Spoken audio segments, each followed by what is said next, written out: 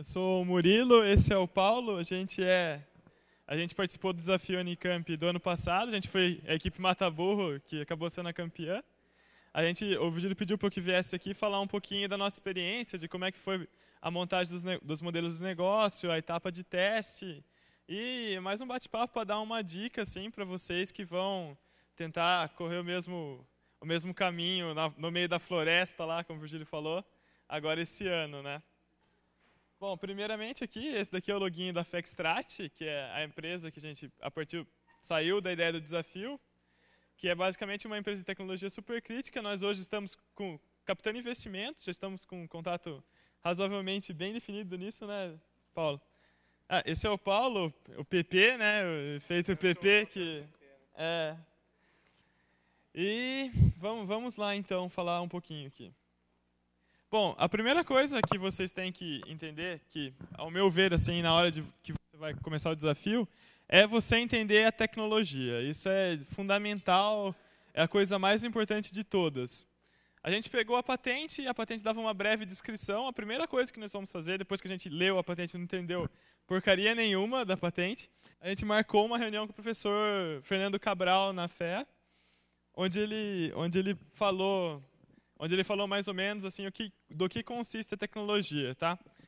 Aqui eu coloquei brevemente o que é a nossa tecnologia para vocês entenderem.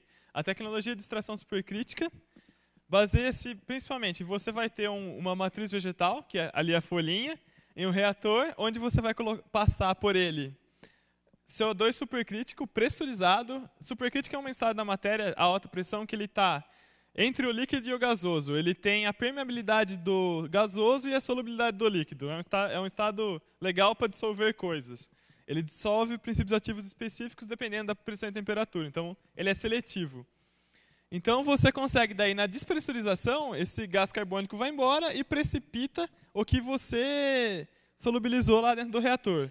Na patente, ele estava a importância... A patente era de pitanga, primeiro de tudo, tá? Era aplicação dessa tecnologia supercrítica para pitanga.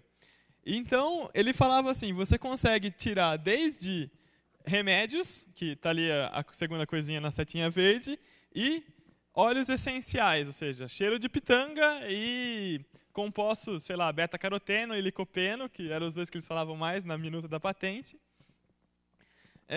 da fruta da pitanga. O que a gente não sabia, mas que depois a gente foi conversando com os grupos de pesquisa da Unicamp que trabalhavam com esse processo, é que tinha uma oportunidade muito grande ali na seta vermelha, é que você consegue controlar a forma e o tamanho daquelas partículas que você vai estar precipitando. Mas no começo a gente não sabia isso, tá? E é nesse detalhe que mora alguns milhões que a gente está tentando aproveitar hoje. Aquele negócio de você ir conversar com o cliente, ir conversar com o pesquisador e você saber mais sobre o que você tem na mão do que o que está escrito na patente. A gente vai falar mais para frente um pouquinho da questão dessa outra oportunidade, na hora que a gente estiver falando de clientes. Tá? Depois, o que é importante vocês verem? Para onde que vocês vão? Tanto se no futuro vocês vão querer ter investidores, ou se vocês vão querer ganhar muito dinheiro com isso. É você analisar o mercado que você vai trabalhar. Você tem que ver, por exemplo, se eu vou fazer uma patente para a indústria de, sei lá, de plastiquinhos para bolo de festa de aniversário. É um mercado mais restrito do que o mercado farmacêutico, por exemplo, que fatura mais de $500 bilhão por ano, né? Então, onde é que você quer estar? Num lugar onde, se você tiver 1% do mercado de fármacos, do faturamento dos mercados de fármacos, você já vai estar tranquilo, né? Alguns bilhãozinhos aí, né, Pepe? A outra coisa é que a gente tinha um mercado... Esse daqui é por causa dos nossos mercados. A gente tinha 3 mercados a explorar. O farmacêutico, o de cosméticos e o de fitoestratos. Fitoestratos é tudo que é extraído de planta, tá? Desde raiz moída até aqueles suplementos de cápsula de ginseng. Um exemplo, que ele não está necessariamente incluído no farmacêutico. Ou seja, ele pode estar dentro do farmacêutico e dentro do cosmético, mas é uma coisa à parte. Para analisar é legal. Então a gente viu que esses 3 mercados eram as nossas potencialidades. Então a gente falou, pô, O mercado farmacêutico é maior, então a gente começou a falar com a Medley, com a EMS, que são empresas aqui na região, que é fácil de a gente atingir. Mercado de cosméticos, vamos testar nossas oportunidades com a Natura, com a Tânaga, que é uma empresa pequena de cosméticos. Existem várias empresas pequenas de cosméticos, então vamos bater nessas empresas e ver se eles têm interesse. Mas é interessante você colocar no papel e saber o tamanho do mercado que você vai atuar para você pegar o filé mignon ali, onde vai estar mais fácil. Depois a gente falou então, vamos montar um modelo de negócio, né? Fomos lá para o Canvas, preenchemos todos os Canvas e, como disse o Virgílio na apresentação dele, a primeira coisa que a gente foi fazer foi ler a minuta da patente. A gente não começou lendo a patente a fundo, lendo tese, indo lá, depois que a gente foi se informar, depois da reunião do professor. Mas primeiro a gente leu só a minuta e estava escrito lá.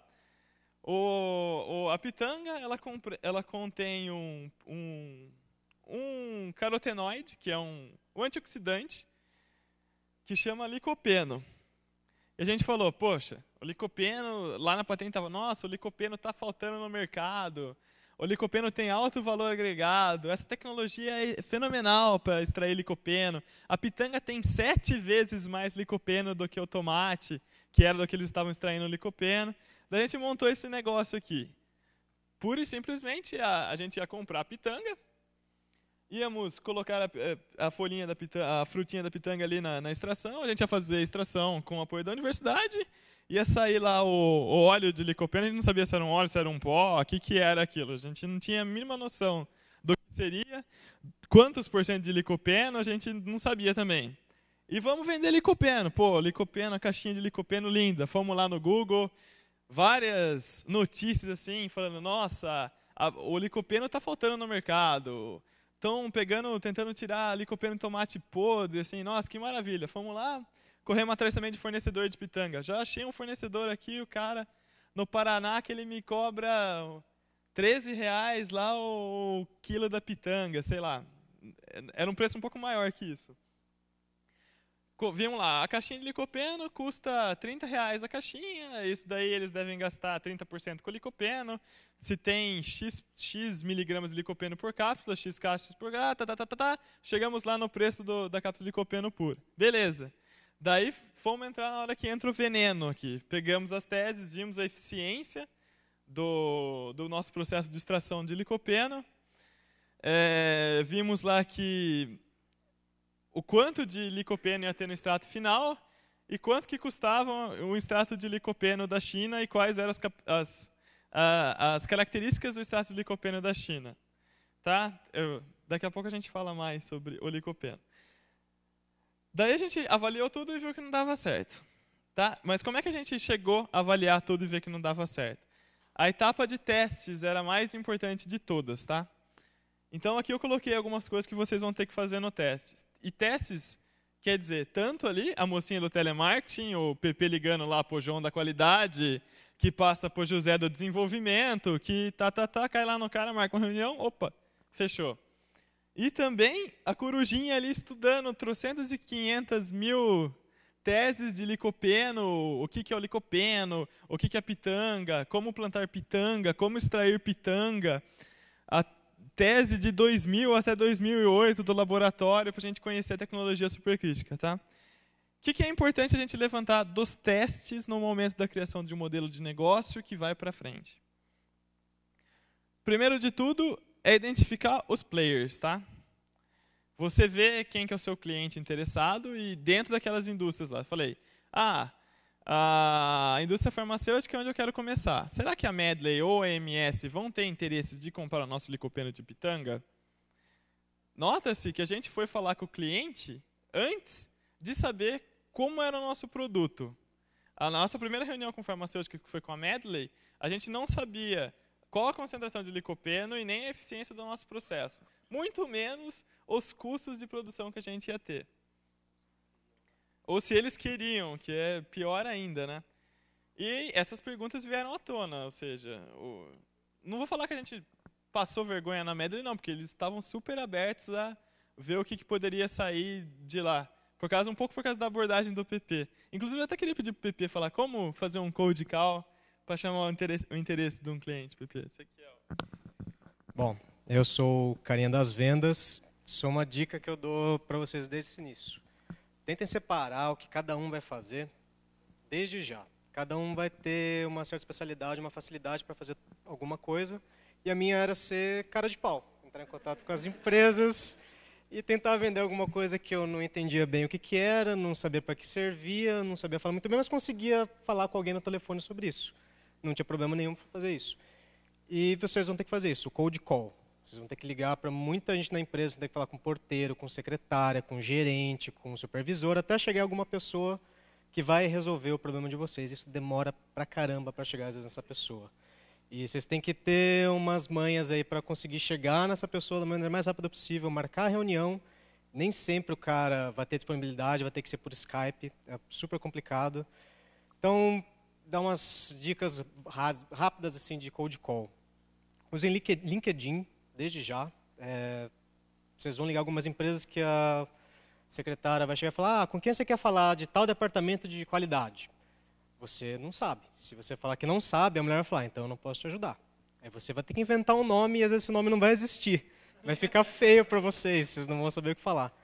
O LinkedIn vocês conseguem ver onde a pessoa trabalha, com quem ela trabalha, então você olhando no LinkedIn de um amigo seu, você consegue saber com quem já falar, você já tem um ponto de partida, fica muito mais fácil. Outra coisa, ainda no LinkedIn, vocês podem entrar em contato com a pessoa pelo e-mail. Você pode pedir para ser introduzido por algum amigo, isso pode ajudar muito. Você pode chegar direto naquele gerente que você nem sabe se o cara pode te ajudar ou não, mas um e-mail às vezes já poupa muito tempo. Então é o que o Virgílio falou, vocês vão mandar muito e-mail para essas pessoas e é mais ou menos na ordem de 30 e-mails, 6 respostas, 2 reuniões. Basicamente isso, por e-mail. Depois você passa num bom aproveitamento. Então aí já entra você saber escrever no e-mail o que é a sua tecnologia, você tem que saber minimamente isso, já tem que ter falado com o professor, tem que ter lido o paper, tese, a patente você tem que estar dominando o que vai ser a patente, o produto. Por isso que é muito importante você fazer aquele canvas. Você conseguindo preencher aquilo, você vai ter uma ideia do que perguntar para o professor, para o pesquisador, o que procurar nas teses, as perguntas que você precisa responder, desde os canais de distribuição, o valor que você vai entregar para o cliente, essas coisas vão ficar claras quando vocês preencherem o canvas. Aproveitando aqui a oportunidade do Canvas, na página naquele manualzinho do empreendedor, naquele manualzinho que está no material de vocês, manualzinho quadradinho, tem os nossos Canvas, tem os 3 dos nossos Canvas. Eu olhando assim o Canvas agora, a gente vê como a gente evoluiu nesse 1 ano de lá para cá. Mas se vocês olharem os 3 Canvas de modelo, hipótese e testes, sem dúvidas, eu olhando hoje assim, o nosso de modelo, puxa, tá fraco, hein? Eu até falei, pô, tá meio fraquinho. O de hipótese, então, falei, puxa vida, tá muito fraco. Agora o de testes estava bem estruturado e a gente sabia exatamente o que a gente precisava ver para validar e a gente foi e fez. Tá, voltando ao Code Call. Voltando ao Code Call. Então, busquem fazer esses documentos, por mais que... Acho que da primeira vez eu também, quando olhei essas coisas todas de Canva, não sei o que, eu parei e olhei, nossa, esse negócio, que chato esse negócio. Meu, ajuda para burro. Então, a melhor dica que eu posso dar para vocês é tentem afundar nisso quanto antes de entrar em contato com as empresas. Vocês vão ter uma noção muito mais clara do que perguntar, com quem falar e sobre o que falar com as pessoas nas indústrias. Isso é super importante. Ainda no Cold Call, você vai decidir ligar direto na indústria. Você arrumou um contato, arrumou um número, sabe uma indústria que com certeza vai ser um cliente, você precisa falar com aquela empresa. No nosso caso, foi a Natura e a MS. Você vai ligar lá para o cara e você vai falar com a secretária dele. A secretária é a pessoa que você tem que ser mais gentil possível, você tem que ser mais legal possível. Se você não conquistar a secretária, você não entra na empresa. Você quer falar com o diretor de P&D de algum lugar? Você procura a secretária do diretor de P&D, não o diretor. Você nunca vai falar com o cara. A secretária gostando de você, com certeza ela vai abrir portas. Eu já quebrei muita cara com isso. Exatamente. Chavecando a secretária, exatamente isso. É bem por aí mesmo. Bom, para não me estender muito aqui, dá para falar muito de Cold Call, tem treinamentos aí de meses e meses e tentar manter o mais breve possível.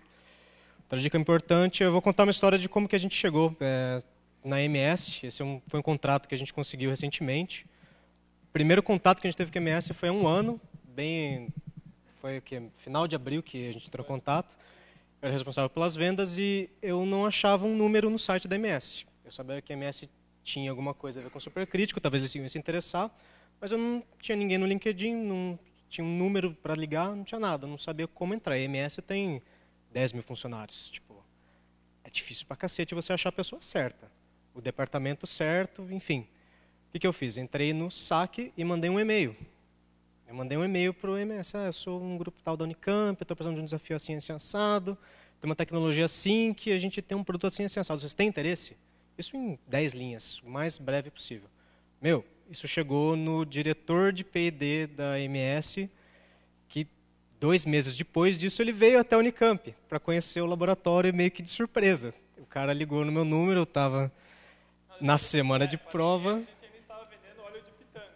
A MS a gente oferecia óleo de pitanga. E foi uma bela semana de provas, todo mundo de cabelo em pé. O cara me liga às 8 horas da manhã, um dia de chuva. E, eu tô passando aí daqui 1 hora, você consegue me receber? Puta que pariu, e tinha aula, não sei o quê. Ligo para um, o outro não estava aqui, o outro estava com trabalho, não sei o quê. Sobrou. Aí lá fui eu, correndo pro laboratório, receber o cara. Cara super gente boa, chegou num Audi de terno e tal, eu com o cabelo em pé, barba por fazer, suado, fedendo, vim correndo para a faculdade. Puta. Fui lá com o cara da engenharia mecânica até a Ponta da Fé, com chuva e trocando ideia com o cara. Sentamos com o professor, conversamos tal, e o que a gente queria vender para o cara não servia para absolutamente nada. Tipo, o cara não tinha interesse nenhum em óleo de pitanga e perdi a aula e tudo mais, aparentemente em vão. Só que o cara, depois, quando a gente saiu da sala do professor, ele falou, eu vim aqui porque eu sou diretor de P&D, meu trabalho é ficar na rua, eu tenho que ver o que está acontecendo nas universidades, por isso eu vim perder 1h30 do meu tempo aqui com você. Cara, a tecnologia que você tem é muito boa, entre em contato comigo depois, para a gente conversar um pouco melhor, eu acho que dá para a gente pensar em algumas coisas. O que você precisar para o desafio, eu posso ser um mentor, eu posso te dar uma dica no que você precisar, boa sorte, beleza. E passou um mês, a gente ganhou o desafio, tal, eu não voltei a entrar em contato com o cara. Chegou julho, agosto, a gente pegou o CNPJ, tal, aquela correria de começar a empresa. Entrei em contato com o cara de novo em outubro. Então fiquei aí 5, 6 meses sem conversar com o cara, liguei para ele, Zé, José Martins o nome da pessoa. Podemos conversar? A gente está com uma empresa, tal, vamos ter uma plantação super crítica, não sei o quê. Ainda assim, eu não tinha ideia do que vender para o cara. Não tinha ideia. Se eu tivesse pesquisado antes, eu teria, mas eu não fiz isso. E aí a gente marcou a reunião, eu lembro da gente sentado uma semana antes, lá na engenharia mecânica, um dia à noite, um olhando para a cara do outro e falando, o que a gente vai falar para esse cara? A gente quer vender princípio ativo, tirar óleo de não sei o quê. Bom, deu uma cara a tapa e a gente foi lá. A gente deu uma lida em alguns papers numa noite anterior, falando de um processo do supercrítico para encapsulação de fármacos e tal, uns processos estranhos. A gente não entendeu, mas a gente leu o suficiente para conseguir falar com o cara sobre o assunto. Termos técnicos e tudo mais, mas 1 ou 2 papers na noite anterior. E a gente foi lá e falou, a gente sabe de um processo assim, assim, assado, está sendo feito na Europa e tal. O cara, realmente, eu tenho interesse nisso. A gente voltou, achamos a professora Maria Ângela na FÉ, que por um acaso estava trabalhando com algo similar. E eu lembro na reunião que ele falou, eu não conheço ninguém no Brasil que trabalhe com essa tecnologia. E a gente falou com a professora e ela falou, que engraçado, eu trabalho com isso, eu consigo fazer isso tranquilamente, com uma mão amarrada nas costas. Para encurtar a história, termos de CDA depois, confidencialidade depois, e muitas reuniões depois, a gente conseguiu firmar um contrato com eles 1 ano depois desse contrato. Demorou para burro, e a dica que eu posso dar para vocês, se a gente tivesse feito uma pesquisa um pouquinho mais exaustiva, não tido tanta preguiça de pesquisar um pouco mais além da área do que a gente estava fechado ali com óleo essencial, com princípio ativo de planta X, a gente teria com certeza encurtado esse contrato. Com certeza. A gente não conseguiu fazer isso porque a gente, em 3 ocasiões, fomos falar com o cara e a gente não sabia do que falar com o cara. Mas se a gente tivesse pesquisado melhor, a gente saberia. Então, principal dica, pesquisem pra cacete sobre a tecnologia. Não, a patente que vocês vão pegar vão estar bem específica, vai estar bem fechada, vocês vão tender a pegar uma coisa bem específica. tentem abranger mais o campo de pesquisa. Com certeza vocês vão achar alguma coisa de valor. Outra coisa que o Paulo esqueceu de comentar, que eu acho que é muito importante, o que a gente aprendeu com essa coisa da MS? Uma, que o nome Unicamp é extremamente pesado. Se você chamar qualquer cara, antes de vocês serem o fulano A, o fulano B, o ciclano C, vocês estão representando a universidade e estão com o apoio institucional da universidade para esse projeto. Isso faz com que as portas se abram muito mais fácil. Aproveitem isso. Outra, que se tiver um cara inteligente e com visão, como acho que o Zé Martins estava, ele vai dar um tempo bom do tempo dele, uma porção boa do tempo dele, para ver o que está acontecendo ali dentro da Unicamp, ver como é que vocês podem ajudar e tudo mais. Eu acho que essas coisas têm que ser muito bem aproveitadas. A MS hoje é a nossa melhor oportunidade de ganhar dinheiro com a tecnologia supercrítica. Inclusive, a gente pode até ter participação em royalties de remédios que a MS forneça, mais para frente vir um pouquinho para a gente usando essa tecnologia. Ou seja, a MS é uma empresa que tem 40% do mercado de remédios hoje no Brasil. Você ter um pouquinho de 40% de alguns bilhões, eu acho que vale a pena, né? Ó. Então é isso, você tem que saber se você vai querer empresas grandes ou pequenas. No nosso caso, a empresa grande deu uma boa oportunidade para a gente, né, que seria a compensação de royalties, que pode ser uma vantagem. O engraçado é que a gente colocou ainda no campus, que tem no manualzinho, que royalties ser uma despesa nossa que a gente ia ter que pagar para a Unicamp, mas pode ser inclusive uma receita. Vocês têm que estar atentos a isso, né? Depois você vai ver os custos gerais e fornecedores. Voltando à historinha do Licopeno. Vocês lembram do Licopeno? Você também tem que ver as tendências do mercado e as empresas concorrentes. Voltando à historinha do Licopeno. A gente calculou os nossos custos, finalmente, para extrair Licopeno da pitanga e viu qual seria o produto final. Como seria o nosso? A gente gastaria 90 centavos por grama para fazer o licopeno, e o extrato final teria 1.200 ppm, partes por milhão de licopeno, enquanto a China vendia a 80 centavos o quilo um óleo com 10% de licopeno. O que aconteceu com o nosso modelo? Foi embora, né? Pura e simplesmente. Então vocês têm que estar muito atentos a detalhar todas as etapas, todas as coisas, desde custo, bem definido com coisa fundamentada na realidade, com o que tem de paper, esse tipo de coisa, até quem está lá no mercado. Você analisar a tendência do mercado vai te dar um respaldo muito grande para responder uma pergunta muito importante, que é como ganhar dinheiro com a tecnologia. Mercado de cosméticos e fármacos, eles vivem de desenvolvimento, tá? De fármacos talvez nem tanto, mas de cosmético principalmente. Se eu chegar para a Natura oferecendo óleo de pitanga, que é uma coisa que eles consomem hoje em dia, eles não vão querer. Porque eles já têm um fornecedor de óleo de pitanga que eles desenvolveram, eles já têm esse produto rolando, já está bem definido. Então, eu tenho que chegar para o cara falando, olha, eu tenho essa tecnologia, para aumentar a sua gama de possibilidades de desenvolvimentos, a gente consegue tirar extratos diferenciados de praticamente qualquer matriz vegetal. Então, eles já se interessaram por isso. Mas daí você pode entrar na discussão. Como eu vou ganhar dinheiro com isso? Você vai me ajudar no desenvolvimento dessa nova tecnologia? Se você me ajudar, como é que fica a propriedade intelectual? A gente vai ter que firmar um contrato com a Unicamp. Então, vai ter parte lá na minha empresa, a Unicamp, eventualmente a FAPESP, se você for procurar recursos da FAPESP, e a empresa de vocês, vocês vão ter que dar um royalty maior para a gente, por a gente estar te ajudando nesse tipo de coisa. Ou seja, aí tem uma gama imensa para a criatividade, né? Bom, enfim. Depois dessa etapa de testes, que eu acho que tirando a criatividade, ela sem dúvida é a mais importante, os testes. A gente voltou lá para o Canvas e a gente renovou nosso modelo de negócio. A gente manteve a tecnologia. O que é a tecnologia? Pegar alguma planta, fazer algum tratamento ali com apoio da universidade e vender um óleo. Só que, em vez de só pitanga e só licopeno, a gente aprendeu que a gente poderia pegar qualquer tipo de composto ou matriz vegetal, mexer tanto na composição daquele negócio final para fornecer uma coisa que o cliente ia querer customizado para a área de cosméticos, ou de alguma outra forma ali para a área de fármacos, que está ali no final.